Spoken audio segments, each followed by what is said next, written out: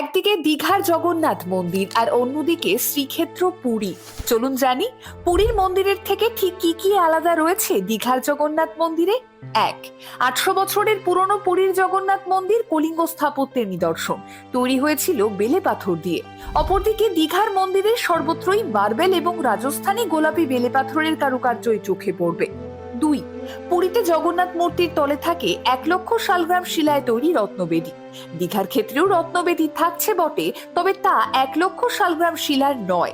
তিন, পুরীর মন্দিরের আদলে সবটা করার চেষ্টা করা হলেও দীঘার জগন্নাথ মন্দিরে থাকছে বিশেষ কিছু চমক, যেমন থাকছে দীপস্তম্ভ। উজ্জয়িনী মন্দিরের দীপস্তম্ভের আদলেই তৈরি হয়েছে এটি। চার, দীঘায় থাকছে আরো এক নতুন সংযোজন, পদ্মকুণ্ড। সিংহদুয়ার রয়েছে দুটি অংশে, আর তার মাঝেই অবস্থিত এই পদ্মকুণ্ড। পাঁচ, পুরীর মন্দিরে প্রসাদ হিসেবে দেওয়া হয় খাজা, কিন্তু দীঘায় প্রসাদ হিসেবে থাকছে প্যারা